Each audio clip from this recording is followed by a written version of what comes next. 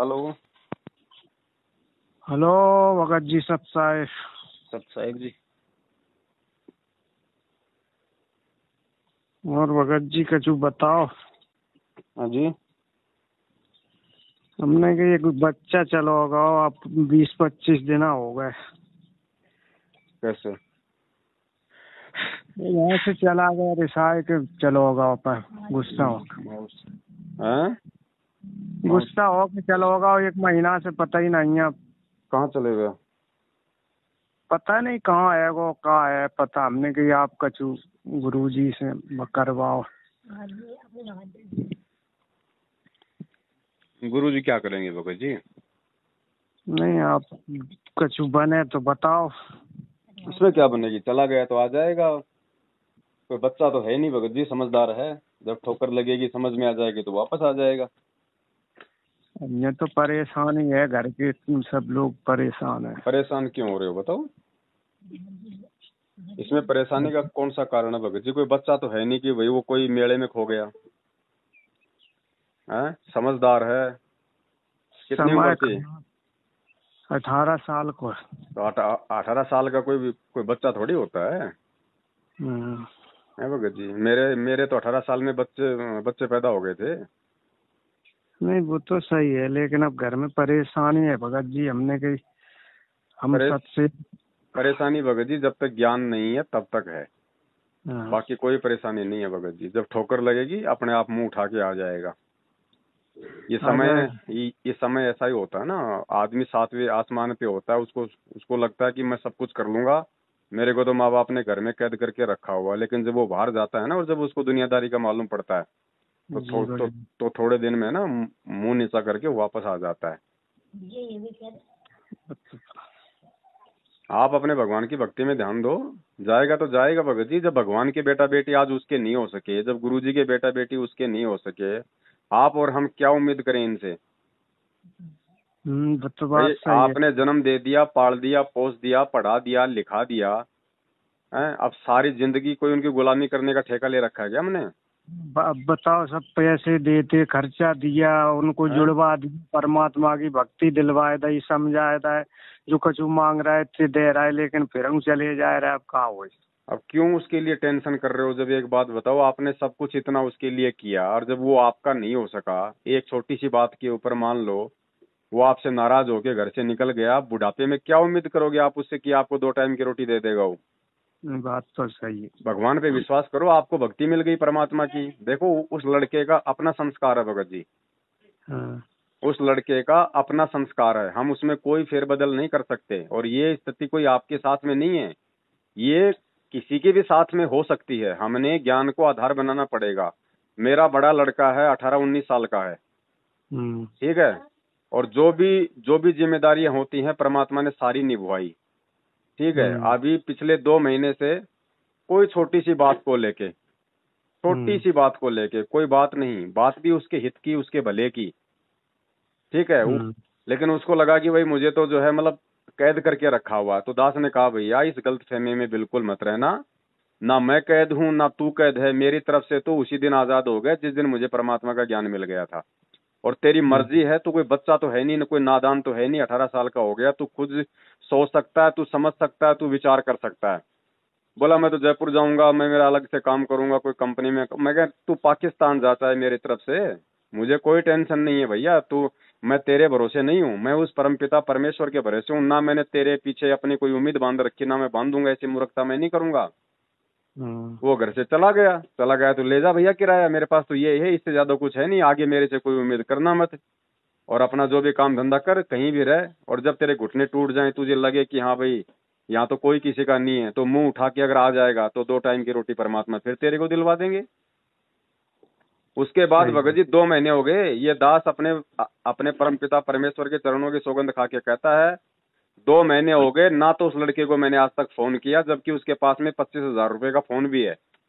ना मैंने उसको फोन किया ना उसका फोन आया, ठीक है। बाल बच्चे हो सकता है भगतमती उससे बात करती होगी क्योंकि माँ की ममता थोड़ी सी अलग होती है, लेकिन मैंने मेरी भगतमती से भी नहीं पूछा। 2 महीने हो गए, गुरुजी साक्षी हैं, गुरुजी के चरणों की सौगंध खा के कहता हूँ, मैंने मेरी भगतमती से भी नहीं पूछा और ना इसने मेरे को बताया वो कहाँ है, वो किस हाल में है, जी रहा है, मर रहा है, क्या कर रहा है ना। मैंने जयपुर में मैंने किसी भगत से पूछा, जबकि मुझे इतना मालूम है जयपुर में कहाँ होगा, लेकिन मैंने उन भक्तों से भी 2 महीने हो गए कोई बातचीत नहीं करी कि वो लड़का कहाँ है, वो क्या कर रहा है, वो क्या नहीं कर रहा है।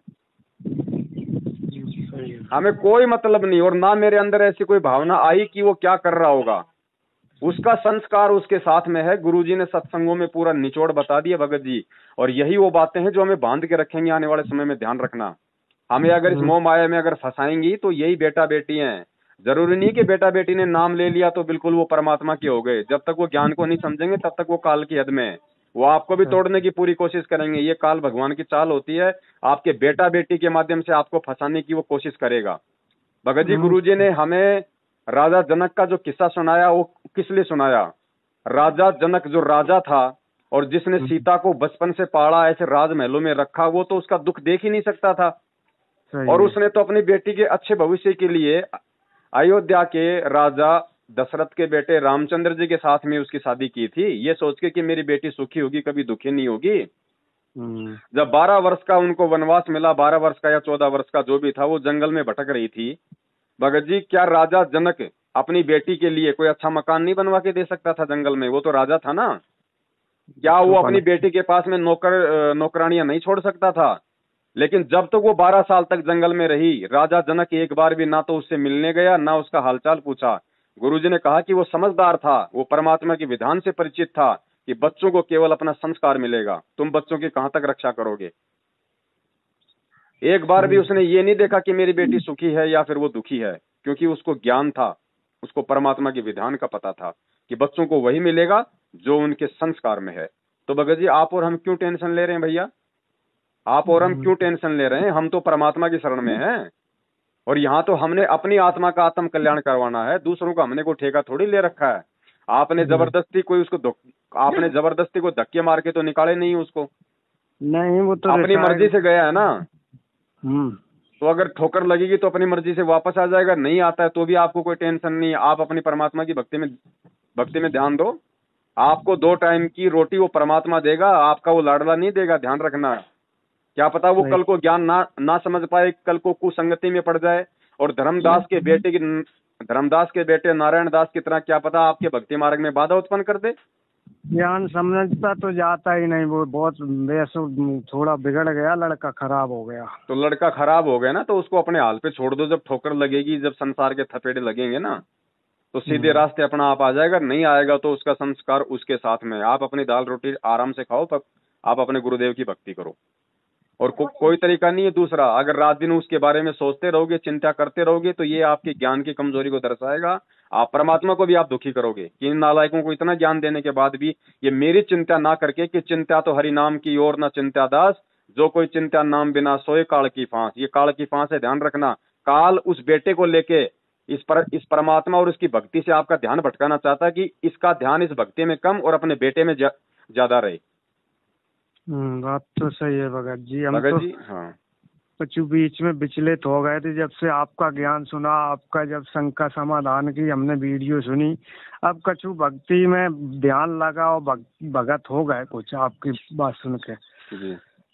वैसे तो हम इन लोगन में इन्हीं से फोन करते थे, मैनेजमेंट वाले और हरियाणा में जहाँ में आश्रमन में, तो जी लोग क्या ठीक है चलो लगाए दे, अर्जी लगाए दे, पाठ कर दे, जी कर दे, वो कर दे, आए जाओ तो नाम खंड होगा और नाम शुद्ध करवाओ, पुनः उपदेश ले, पैसा करो जा करो।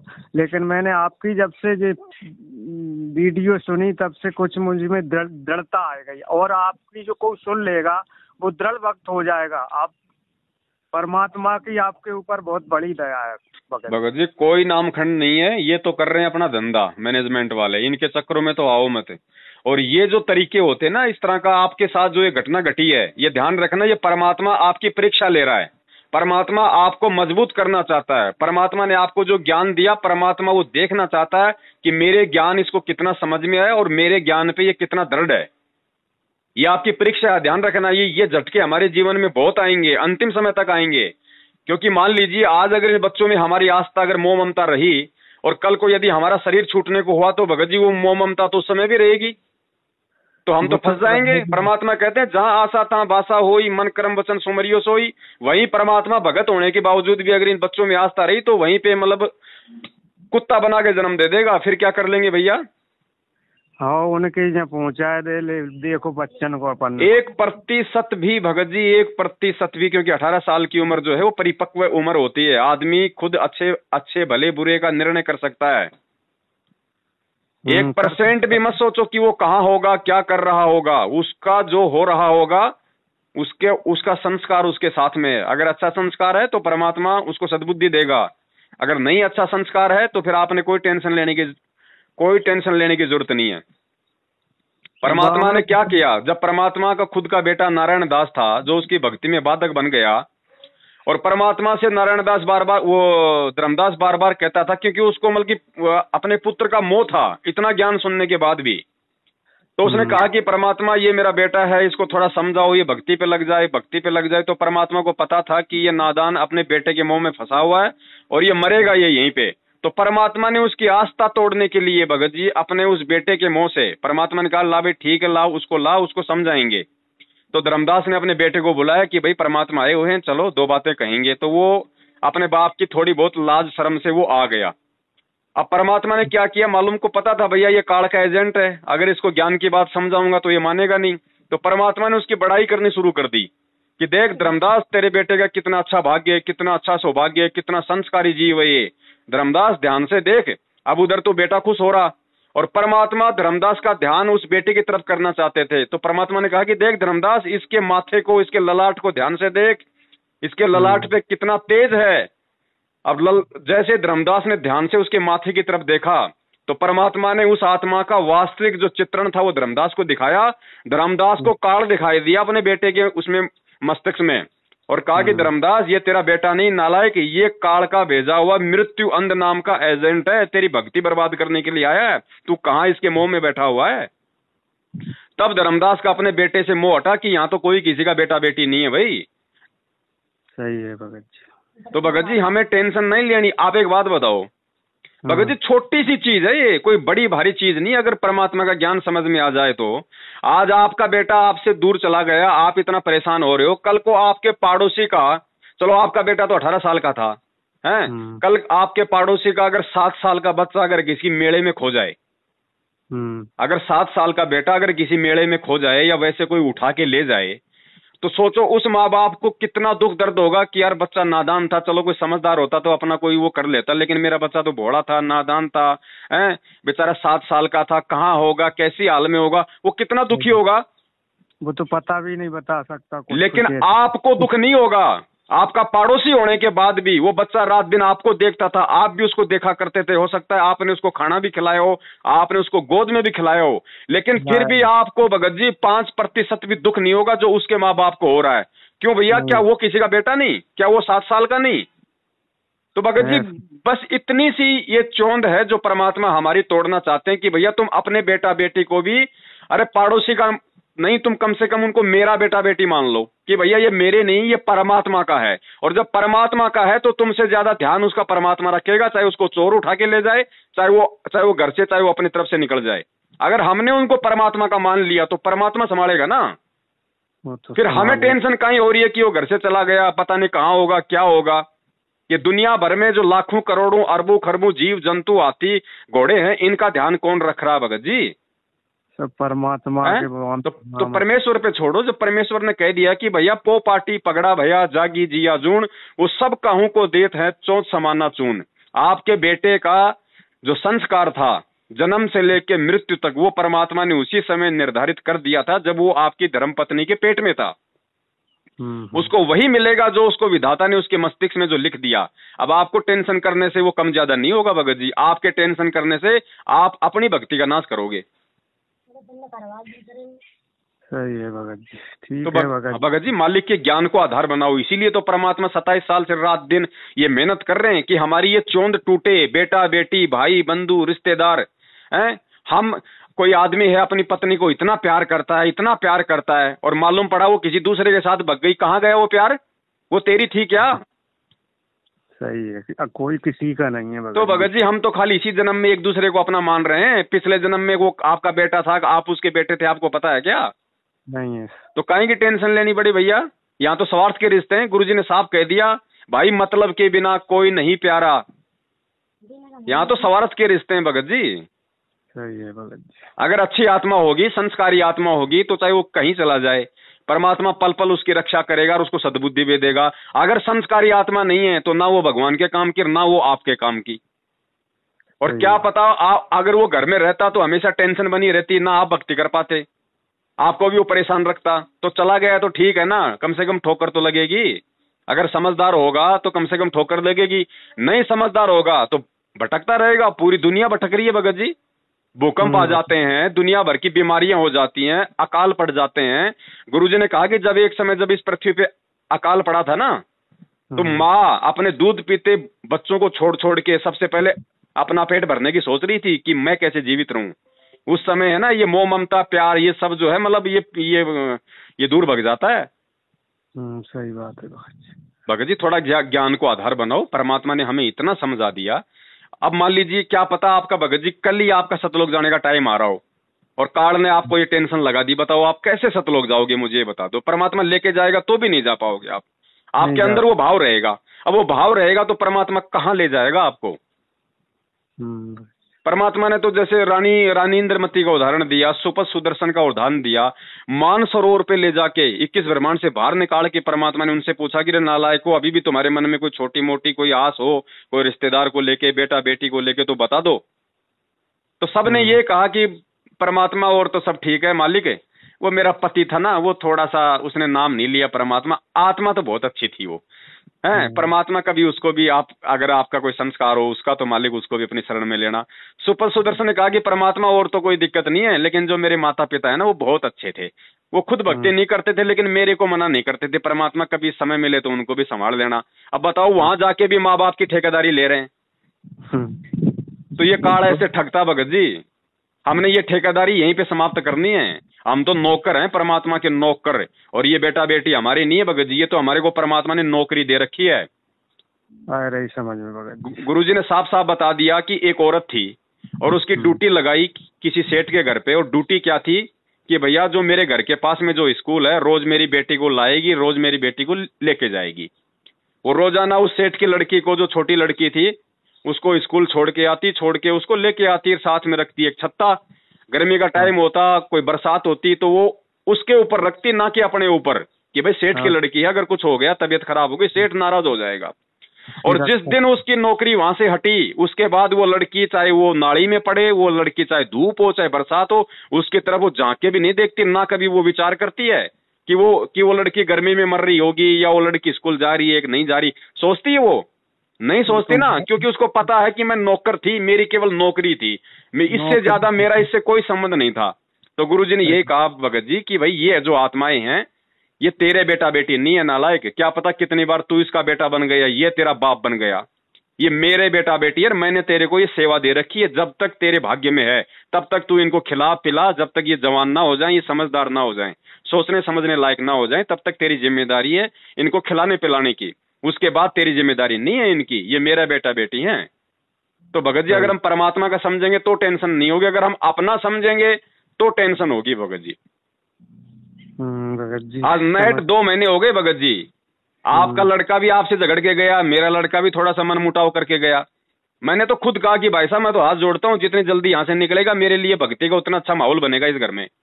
मैं टेंशन लेके भक्ति नहीं करना चाहता, चाहे तेरी माँ निकले, चाहे तेरा छोटा भाई निकले, कोई भी निकले, मुझे कोई टेंशन नहीं है। मुझे भगवान मिल गया, मुझे केवल सतलोक जाना है, मुझे तुम्हारे पीछे रह के गधा कुत्ता नहीं बनना यहाँ पे। सही बात, सीधी बात है। आज 2 महीने हो गए मैं गुरुजी के चरणों की सौगंध खा के कहता हूँ, क्योंकि मैं भगत जी दूसरे को तभी शिक्षा देता हूँ जब मैं खुद उस शिक्षा पे चलता हूँ। मेरे मन में अगर अपने बेटे के प्रति अगर 1% भी अगर प्यार हो, 1% भी अगर कोई लगाव हो, या मेरे दिल में जरा सी भी कोई ऐसा हो कि परमात्मा, तो परमात्मा इसी समय मेरी सारी भक्ति नष्ट कर दे। मैं ये दावा करता हूँ आपके सामने, 1% भी नहीं है मेरे अंदर, चाहे वो आज मर जाए, 1% ही नहीं होगा मेरे अंदर, क्योंकि मुझे पता है कि मुझे सतलोक जाना भैया। ये पता नहीं कितनी बार मर लिए, कितनी बार ये जी लिए। सही है भगत जी। तो मालिक पे विश्वास रखो भगत जी, अपनी भक्ति पे ध्यान दो। फिर वो चाय पे कोई भगत चल रहा हो भगत जी, ये हाँ। तो सिर्फ बूट वे में उबा में लगे अपना पेट भर वे में ना। भगत जी देखो, ज्ञान समझ में आने की बात है। अगर सबने नाम ले लिया तो सभी सतलोक नहीं जाएंगे बड़े भाई, ध्यान रखना। और वर्तमान में जिन्होंने नाम ले लिया वो भी सब इसी जन्म में नहीं जाएंगे। इसीलिए परमात्मा ने 1000 साल का समय रखा कि जन्म लेते रहेंगे, नरक भोगते रहेंगे, माँ के पेट में जन्म लेते रहेंगे। जब समझ में आएगी तभी लेके जाएगा परमात्मा। जब तक आत्मा खुद की चेतना नहीं होगी आत्मा में, तब तक परमात्मा सतलोक नहीं ले जाएगा। भगत जी ध्यान रखना, हम सतलोक से यहाँ आए थे, हमें भगवान ने धक्के नहीं मारे। सतलोक से हम अपनी मर्जी से आए थे, काल पे आस्था करके। और जब तक हम अपनी मर्जी से भगवान पे आस्था करके सतलोक जाने के लिए तैयार नहीं होंगे, भगवान नहीं लेके जाएगा। सही है भगत जी। हम जब काल के साथ यहाँ आए तो हमने पीछे हमने सोचा था कि यहाँ मेरा जो बेटा है, मेरी जो बेटी है, मेरी जो पत्नी है, इनका क्या होगा। हम इतने आसक्त हो गए हम इसके ऊपर, हमने वहां अपने परिवार की भी टेंशन नहीं दी। तो इतनी टेंशन जब हमने उस परमात्मा और सतलोक के लेके यहाँ हो जाएगी कि ये परिवार, ये बेटा बेटी मेरे नहीं है, परमात्मा के, मालिक संभालेगा इनको, मेरा तो दाव लग गया, मुझे तो सतलोक जाना है, तब हम सतलोक जाएंगे भगत जी। सही है भगत जी, सही है। इससे ज्यादा नहीं भगत जी कुछ भी। ये काल बहुत भयंकर चाल चलेगा, ध्यान रखना। कल को आपका सतलोक जाने का टाइम आ गया, आप सोचोगे भाई कोई दिक्कत नहीं, मुझे कोई टेंशन नहीं, मुझे किसी प्रकार की कोई मोह ममता नहीं। हो सकता है आपका 7 साल का, आपका 2 साल का छोटा सा आपका पोता, उसको क्या पता आपके सतलोक जाने से 1 दिन पहले कोई चोर उठा ले जाए। अब भगत जी आप तो मर गए, आप तो टेंशन में, बताओ आप तो नहीं जा पाओगे सतलोक अगर ज्ञान नहीं है तो। सही है। चाहे उसी समय भगत जी कुछ भी हो जाए, चाहे 2 साल के बच्चे को कोई चोर उठा के ले जाए, चाहे 20 साल का बच्चा आपकी आंखों के सामने मर जाए, आपका टारगेट केवल सतलोक होना चाहिए कि भैया ये 2 साल का क्या मरा है। मैं तो असंख्य बार गुरुजी ने बताया कि जो महावीर जैन था वो 60,000 बार वो तो माँ के गर्भ में मर लिया, 2 साल की तो बात ही दूर है। और मेरा कितनी बार पता नहीं माँ के गर्भ में मेरी जो है मृत्यु हुई होगी। तो ये तो संस्कार है ना कि पिछले जन्म में उस आत्मा ने क्या अच्छे बुरे कर्म किए थे, उस आधार से चाहे वो 2 साल का मरे चाहे 20 साल का मरे, वो उसको संस्कार मिल रहा है उसका। सही है भगत जी। और परमात्मा जो करता है वो अच्छा ही करता है, ये सोच के भगत जी हमने आस्था नहीं रखनी इनमें बिल्कुल भी। सिर्फ सेवा करनी है उस परमात्मा के बच्चे समझ के, बाकी इनमें कोई मोह ममता नहीं रखनी कि ये मेरा अच्छा करेंगे या मैं इनका अच्छा कर दूंगा, कि मैं या फिर मैं इनके भरोसे हूं। यहाँ कोई किसी के भरोसे नहीं है। गुरुजी ने कहा कि जिन बच्चों के माता पिता मर जाते ना, वो बच्चे भी हमने ऐसे देखे जिनके माँ बाप है उनसे भी लाख गुना अच्छे रहे वो, क्योंकि वहां बच्चों को अपना संस्कार मिलता है भगत जी। सही है, वो तो परमात्मा रक्षा करता है सबकी। तो टेंशन मत करो भगत जी, आराम से खाना खाओ, 3 टाइम परमात्मा की आरती करो, अपना मंत्र जाप करो, अपना काम धंधा करो, बाकी मालिक पे छोड़ दो। टेंशन मत करो भगत जी बिल्कुल भी। तब परमात्मा हमसे प्रसन्न होगा कि हाँ वास्तव में मेरे बच्चे मेरे ज्ञान से चल रहे हैं। ठीक है भगत जी, समझ में आया। आज परमात्मा हमें यही तो दिखा रहा है भगत जी। परमात्मा एक आम व्यक्ति की भूमिका में, एक आम भगत जी वो बाप का भी रोल कर रहा है, वो एक बेटे का भी रोल कर रहा है, वो एक पति का भी रोल कर रहा है, और वो एक गुरु का भी रोल कर रहा है, और भगवान तो वो है ही। अब आज गुरु जी 7 साल से जेल में बैठे हैं, अब पीछे से उनके बच्चे कौन पाल रहा है? परमात्मा की। कौन पाल रहा है बताओ? तो ये परमात्मा दिखा रहे हैं ना हमारे को कि भैया मैं तो जेल में बैठ गया, अगर मैं ठेकेदार होता कि मेरे बच्चे मेरे पीछे हैं, मेरे बिना क्या खाएंगे, कैसे उनका गुजारा होगा, तो बताओ 7 साल से मैं तो जेल में बैठा हूं, अब मेरे बच्चों को कौन खिला रहा है? जबकि वो नालायक तो ऐश कर रहे हैं करोड़ों में संगत को ठग ठग के।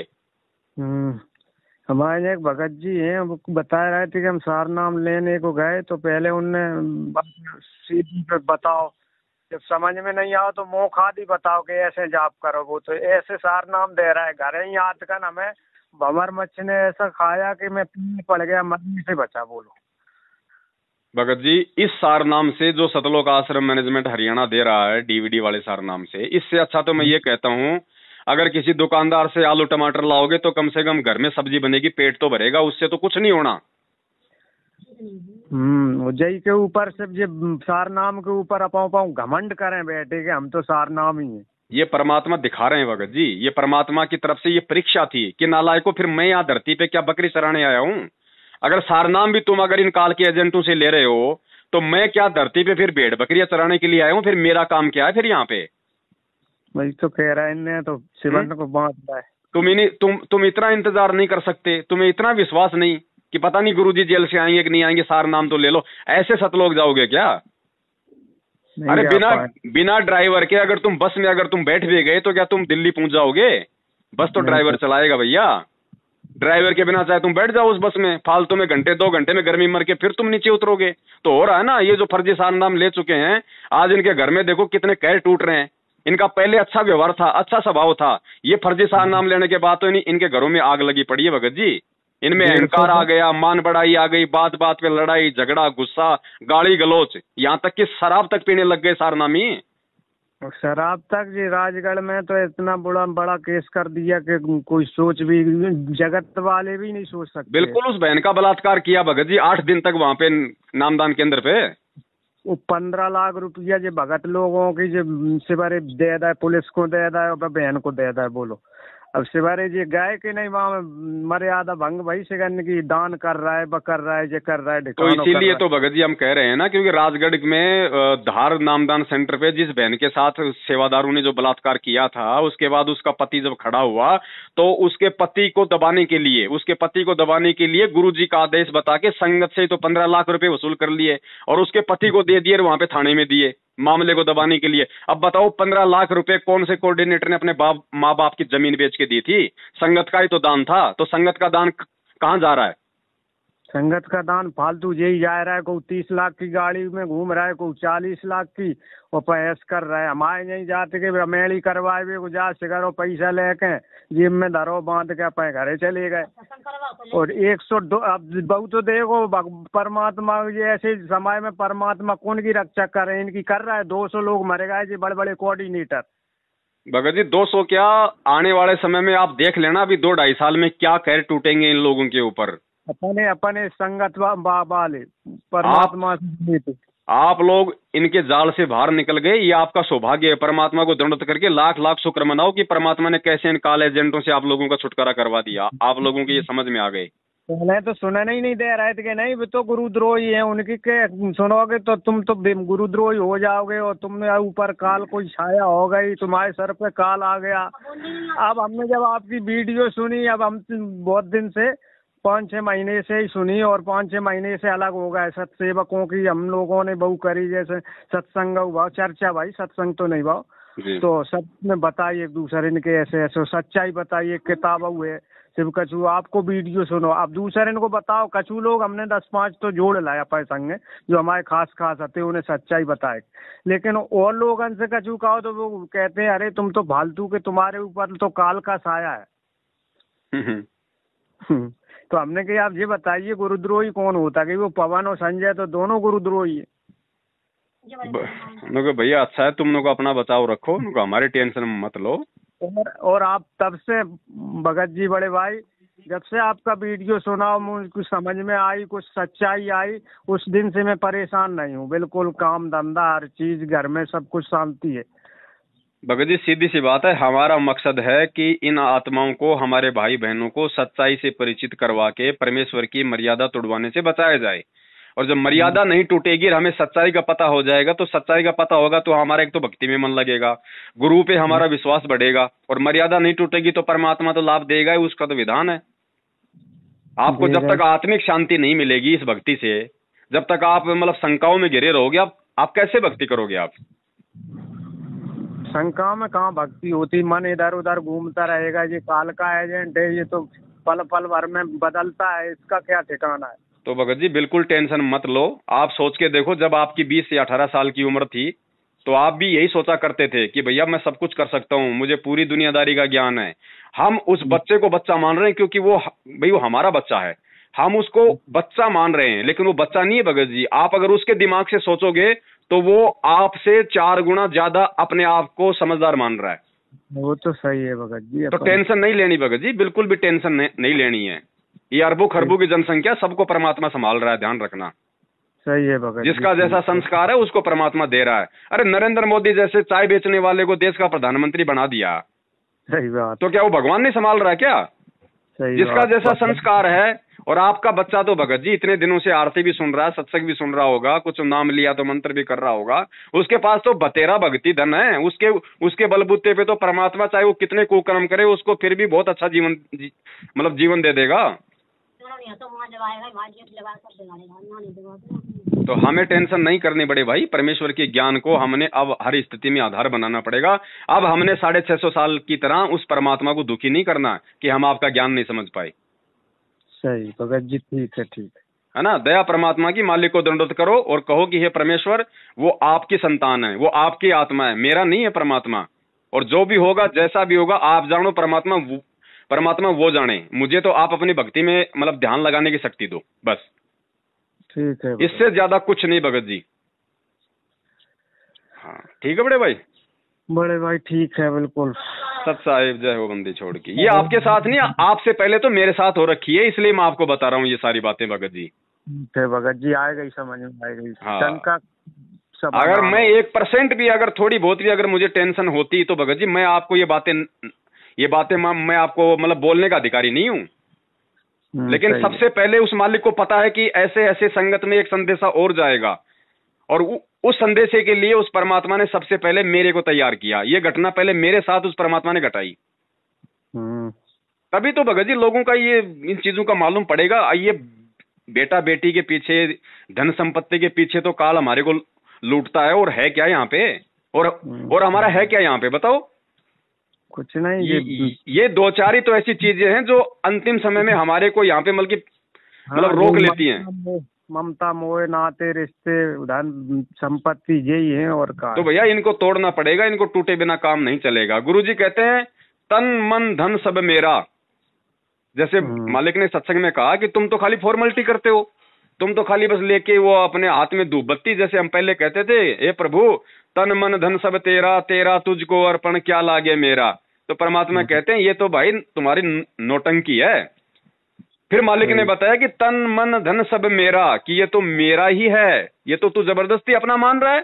तन मन धन सब मेरा, और नालायक जब मेरा मुझको देगा तो कालजा पाटेगा तेरा।